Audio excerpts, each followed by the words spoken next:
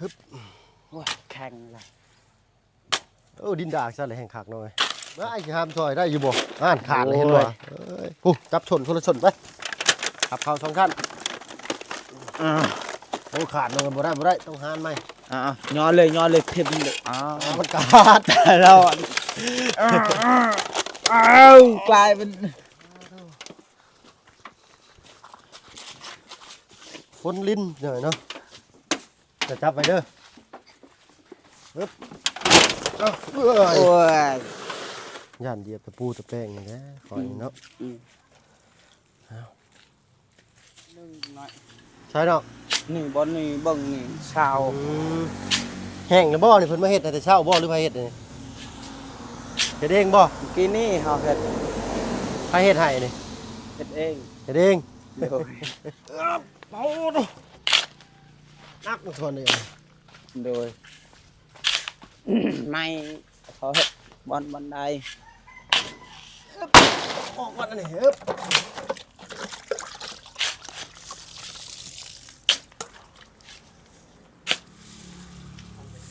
ฝนตกฟ้าลงเนาะ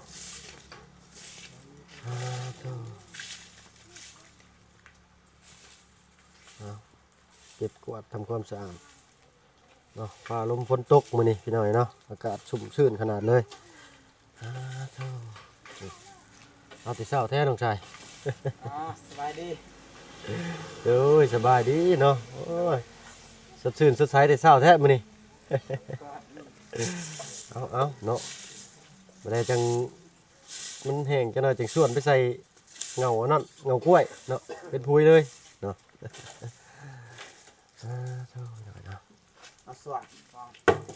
ส่วนบ่ไม่ต่อของตาระวังเหยียบตะปูได้นี่เนาะ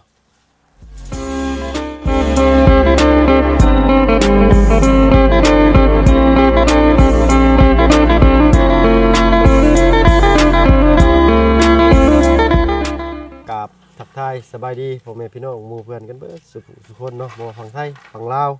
และกระทั่งฝั่งต่างประเทศก็ยินดีต้อนรับเข้าสู่ช่อง YouTube บ่เพิ่งเคยหลายคือเก่าเนาะวันนี้จะแวะเวียนมาเล่นมาแอนน้ำนองซ้อนนี่คือเก่าพี่หน่อยเนาะมากอ่ะพ่อน้องเพิ่นทำความสะอาดมุกขมุมอยู่เนาะ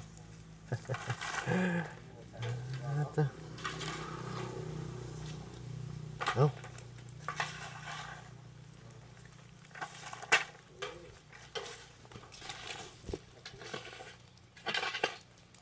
ตัวจะไปทิ่มใช่ไหมนะ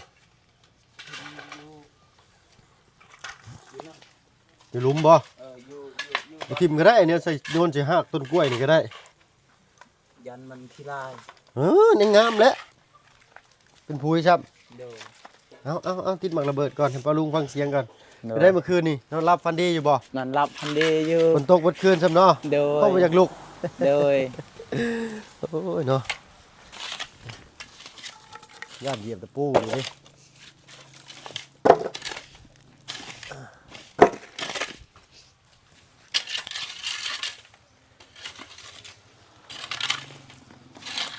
โอ้ไม่กวดแต่งแต่ว่านี่โดย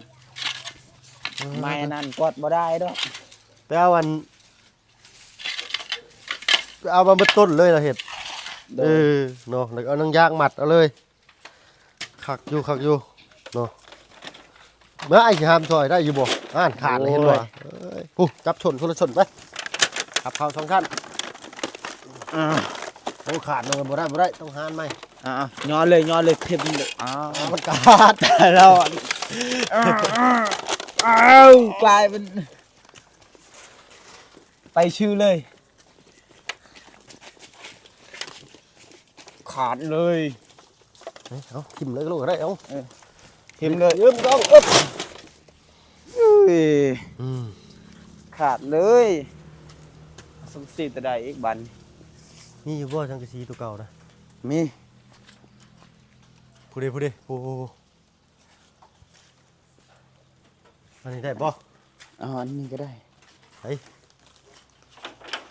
ดิเหยียบตะปูได้นี่เนาะดูสิแข็งอยู่ดอก ข้าวหรือบ่จ้ะน้องชายกินข้าวหรือบ่ กินแล้ว โอ้ได้ยังกินข้าว กินมี กินมี โดย โอ้อาหารญี่ปุ่นแต่เช้าแท้ โดย โอ้ได้สูตรเห็ดไม่กวาดแล้วบัดนี้ ไม่กดแตงเด้ ไม่กวาดแตงตัดเอามาเบิดต้นเลย โดย ให้เราบ่ทอนเอารากมานำเอาในเฮือนเด้บ่อยู่บ่นอนเก็บแล้วบ่ เก็บแล้ว ร้อยเด้อ โดยยัง ตื่นเช้ามาแล้วเฮ็ดเลยเด้อ โดยเจ้า ขั้นตอนแรกต้องพับที่นอนก่อน โดย ยังบ่ได้เข้าไปเบิ่งเลยมันยังบ่ได้เข้าไปเช็คเดี๋ยวยาโลดพอก่อนมันสิอันลุอีกได้นี่ โดย โอ้เป็นปลามันเจ้าเป็นน้ำท่วมบ่เลยบ่ บ่ฮู้แล้ว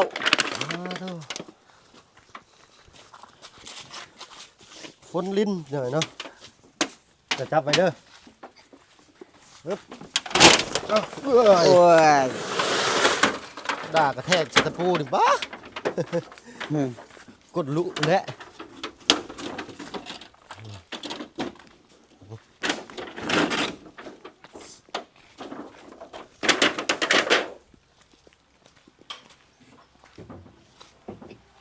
หมูเบิดโปรอยู่ไหน เอ้ว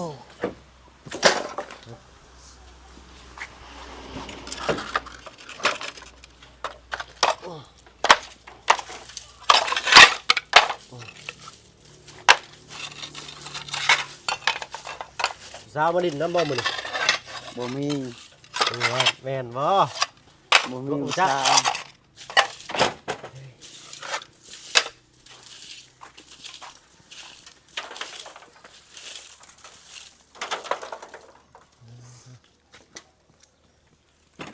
ัก ตู้เก่าเนาะ โดยเสียดาย เก็บไว้แล้วเนาะเอ้ยเนาะ โดย แต่บ่มีตังค์นั่งนี่ก็เอาไม้มาต่อเห็ดขานี่ก็นั่งได้แล้วได้นี่ โดย ได้บ่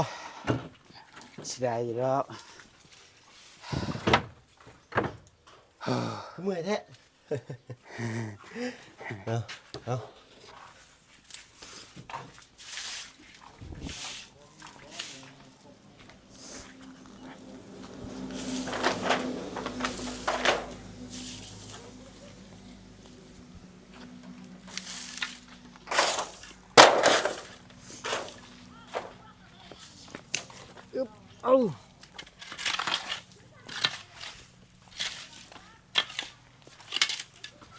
ไม่ยาวๆสิเก็บแยกไว้เด้อน้องชอนเด้อ โดย มันได้ไว้ใช้ได้อีกได้อ หักซานี่ก่อนถึงเก็บ ได้เมื่อคืนนี่ฟันดีอยู่บ่บอกดีกว่า จักสิพันหยัง บ่จักสิฟันหยัง โดย ช่างผมมีความฟันอันนี้เนาะเจ้านี่เนาะถามมื้อใดก็บ่ฟันจักเทื่อโอ้ยฟันให้ได้กลัวเนาะแรงฟันได้ซะเด้อ โดย มื้ออื่นนี่ พัน วันที่ แต่ หง ชาวบ่มาก พันแต่ผู้ชายบ่มัก เอาแล้ว เว้า ใช่ว่าได้กินไก่เลยสิผู้สาวสิมัก เว้าม่วนซื่อ ต้องม่วนซื่อเนาะ ๆเอ้ยไปสิมา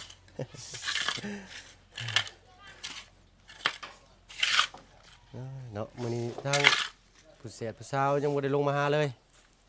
ถ้าเบิ่งหลักมาแต่เช้านะนี่ฮะ ชาวคอยใครแน่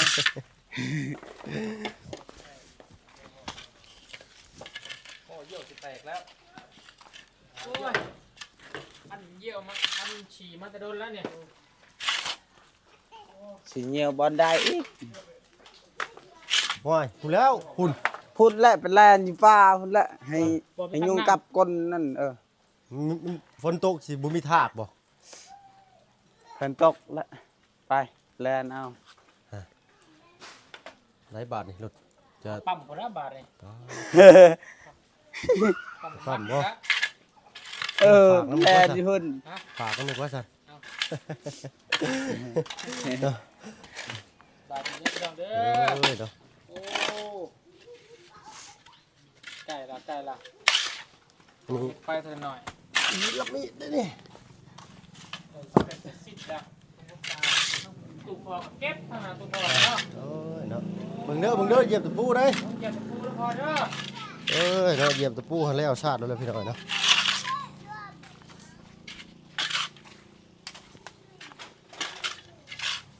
มา อ้าว อันนี้ได้โอ้เหยียบเชือกครับ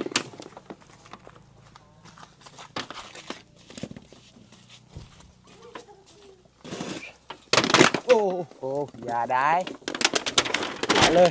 เท่แบบ ทาโก้ ซีดีได้บนเกามันบาด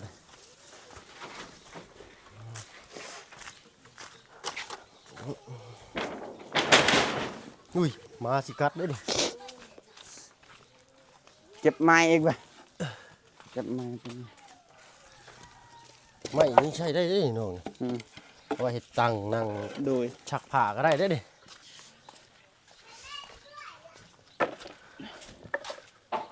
เอาน้ำเพิ่มก่อนเด้อ โดย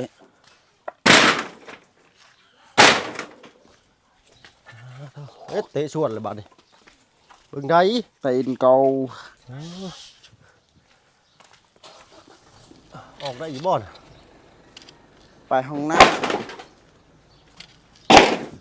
ทางนั้นกันก็พากันไปเข้าห้องนุ่งห้องน้ำเลยพี่น้อยเนาะ เอาได้อีบ่อนน่ะเอาเด้อลมเด้เฮ้บ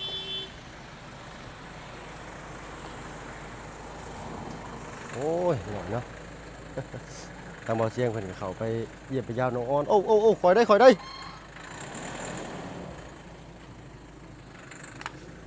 เฮ้บโอ้โตพี่น้อยเนาะ เอาเนาะรุ่นอยู่คอยก็ได้เนาะ ได้ครับสบายดีสิสบายดี เนาะ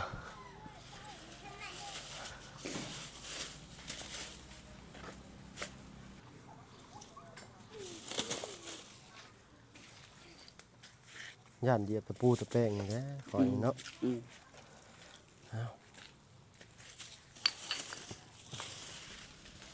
ฮึบปุ๋ย ทางดูโพมันจะทำความสะอาดหน่อยเนาะสวยกัน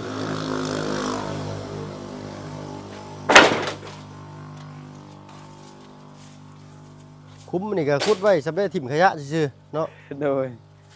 ใช้ทางอ่างนงอ่างน้ำล้างไม้ล้างมืออยู่ฮะ โดย พาไปเช็คเบิ่งสถานที่ห้องอยู่ห้องนอนก่อน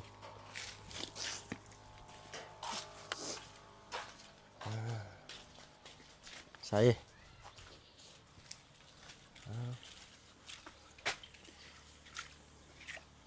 โอ้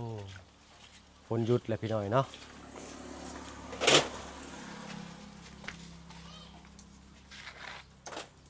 ใช่น้องชายเบิ่งหลักเบิ่งบนอยู่บนเช่าเพิ่นก่อนโอ้เนาะสะอาดเรียบร้อยที่นอนมอนมุ้งเนาะบ่หัวเนาะฝนนี่เนาะ โดยบ่ไม่ได้หัว ได้ถึงเคือนทำความสะอาดเรียบร้อย โดย เห็นบ่ ยังแต่เอาชายนี่ชะอยู่นี่ มาทรายมาเทนี่เนาะ อืม พุดทรายมาสลงนี่เนาะ โดยกับอยู่คุณ พอให้น้ำได้ไหลลงเนี่ยเนาะ โดย ก็คืออยู่เนาะขุดนี่แหละเลาะ นี่ นี่แหละมัน ทุ่มอยู่นี่ให้มันเพียง ทรายนี่คือที่บ่ได้ใช้นะ โดย ทางลุงกับทางบ่าวบุญมาแจ้งข่าวดีแล้วบ่ โดย มีข่าวดีบ่มื้อนี้ นี่ มีข่าวดียังเด้เนาะ สีเทพื้น เทพื้น โดย โอ้ยเนาะขอบบุญขอบคุณทางผู้ใหญ่เพิ่นหลายๆพี่น้อยเนาะ โดย สิได้เทพื้นบานต้องให้เพิ่นขุดลงใช่เนาะ นี่บอนนี่เบิ่งนี่ชาว แห้งนะบ่นี่เพิ่นมาเฮ็ดแต่เช้าบ่หรือไผเฮ็ดนี่เฮ็ดเองบ่ เมื่อกี้นี่เฮาเฮ็ด ไผเฮ็ดให้นี่ เฮ็ดเอง เฮ็ดเอง โดย เนาะโอ้เนาะทางบ่าวบุญบ่หรือทางลุงจันทร์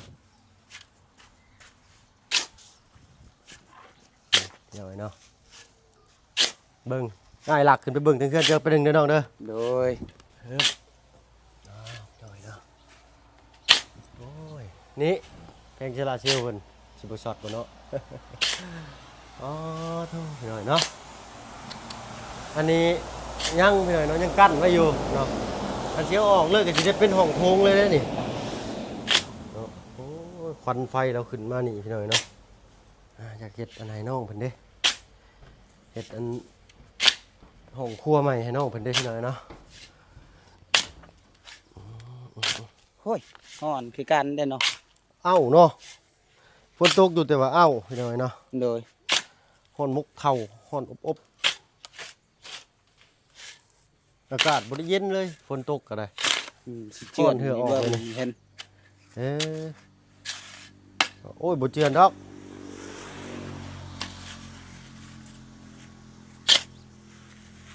มีอันเดียวบ่ส่วนนี่ก็ได้ นี่อันเดียวนี่ส่วนลุงจันทร์สิให้ ส่วนลุงจันทร์ซื้อให้ โดย รักษาเอาอะไรนะน้องเนาะ โดย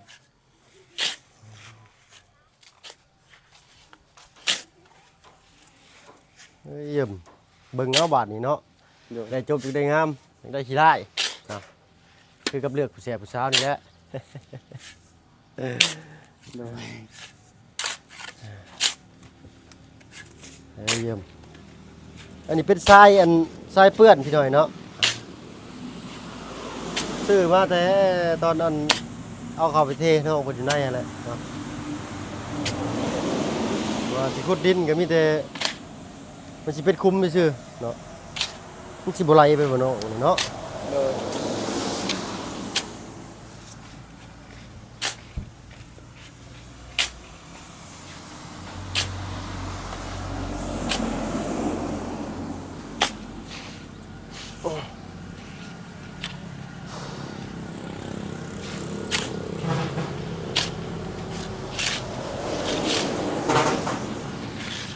โอ้ยเนาะต้มมอมบาดนี่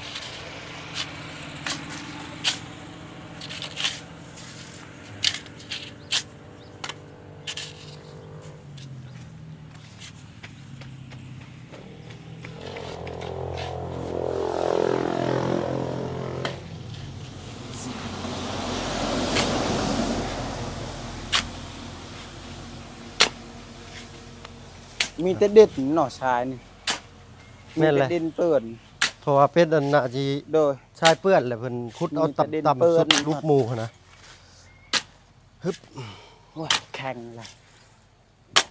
ดินดากซะเลยแห่งคักหน่อยเนาะไม้บันไดอันนี้ก็เหลืออันหนึงหน่อยเนาะเก็บไว้ดีๆเด้อน้องเด้อนี่เด้อ โดย ไม่เพื่อเอาไปดินนะเนาะเพื่อได้เห็ดอย่างอื่นเนาะไม่นี่สิได้มีแนวเห็ดตลอดอยู่แล้วน้องเอ้ย โด เนาะ ย ด้วยตอกหันตอกนี่เอาเก็บเอาในหัน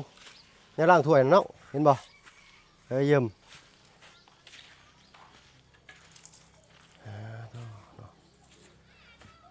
ฮึบ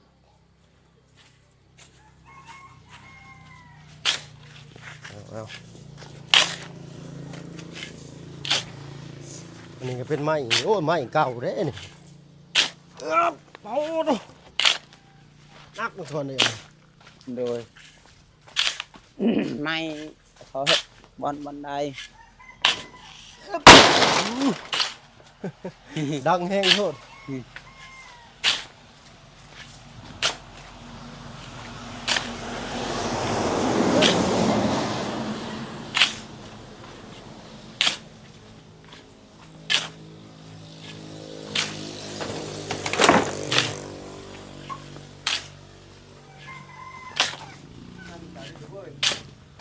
โดยเอาเลยพ่อเอาเลยขอบใจหลายๆเจ้าโอ้ได้ยังกินข้าวนั่น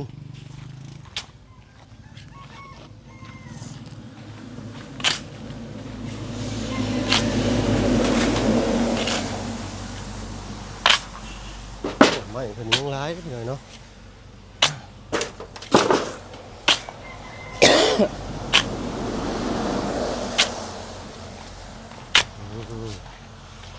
สั่นแล้ววะจะไปให้ไปชวนกันความสะอาดบ้านซอง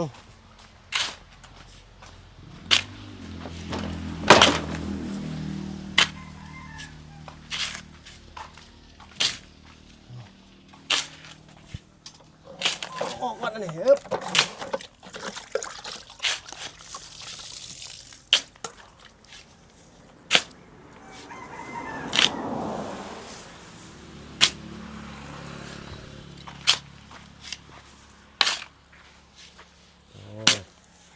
ฮ้อนแนวบานพี่น้อยเฮืออะไรข้าย่อยบาน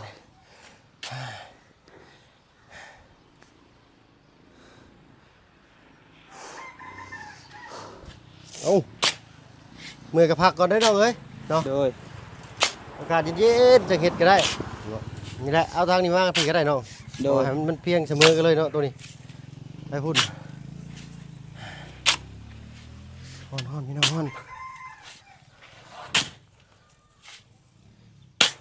เอาพี่น้อยเนาะสำหรับที่นี่ขอตัวลาลงแล้วพี่น้อยเนาะพักผ่อนโทรศัพท์ก่อนฮ้อนแล้วบานบ่ได้แล้วโทรศัพท์ โดย เอาฝากติดตามทางน้องซ้อนเนี่ยพี่น้อยเนาะ โดยสบายดี เนาะโอ้ย หัก เนาะ ตาม ฝากกดยังก็ กดไฟ กดสะพาย เอาเนาะวันนี้ก็อากาศชื้นร้อนแน่พี่น้อยเนาะก็ขอบอกขอบใจเนาะทางเฮาก็สิพากันชวนดินนี่ก่อนพี่น้อยเนาะ โดย